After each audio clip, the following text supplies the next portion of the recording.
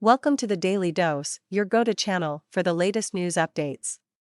Stay informed and subscribe now. Today we're going to take a look back at a job advertisement from the mid-1940s for TWA Air Hostesses that has been making headlines recently. The advertisement has gained attention due to its sexist nature, and we're going to explore why that is.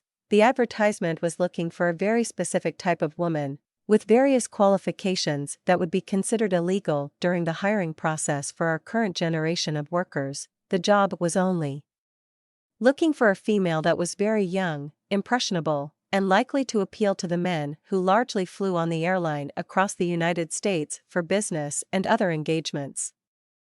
The job listing made it clear that they did not want an educated woman. She had to have 1 year of college only or have other experience as a registered nurse. The ad made it clear that they wanted women who were only between the ages of 21 and 26 and were not too short or too tall. In fact, the applicants had to be between 5 feet and 2 inches and 5 feet and 6 inches and weigh between 100 pounds and 130 pounds. These requirements are quite odd, given that they were so specific. In addition to having the right body shape, the women applying for the job had to be unattached romantically. The ad requested that women looking for work with transcontinental and Western Air Incorporated must be single, which makes it very clear that married women need not apply for the job as an air hostess. The ad then offers up some details about where women with these specific measurements can go to interview for the position of air hostess with TWA. Interviews conducted Friday, September 21st at the Herring Hotel from 10 a.m. until 7 p.m. Those who are interested in getting an interview for one of these positions with the airline were urged to contact Miss Dorothy Rotenhagen for more information. The job posting was shared on Reddit, where it accumulated more than 4,000 comments from people who both applauded and ridiculed the sexist nature of the advertisement. My aunt was a flight attendant in the 60s. They had to be pretty, maintain a certain weight, and be single. If they married, they had to quit.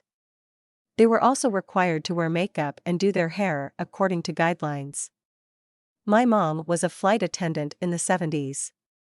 She trained herself to sleep on her back in full hair and makeup in case she got called in. I can't even imagine that today. My mom was also an attendant in the 60s. She was weighed before every flight. If she were a pound over 135, she was not allowed on the plane and not paid for the day. It had absolutely no effect on her mental health and relationship with food, and in no way passed that trauma to her children. It's all cool and good. As a graduate of a top private college and military vet father, I was called in for recruitment as Federal Air Marshal, aka Sky Marshal. One of their sales pitches was unlimited sex with stewardesses who were dormed with other flight crew before return flights. It's shocking to think that such discriminatory hiring practices were ever considered acceptable. Women were only seen as objects to please male passengers, and their worth was based solely on their appearance and age. It's important to remember how far we've come and how much work still needs to be done to ensure equal opportunities for everyone in the workplace. That's it for today's episode of the Daily Dose. Don't forget to like and subscribe for more news updates.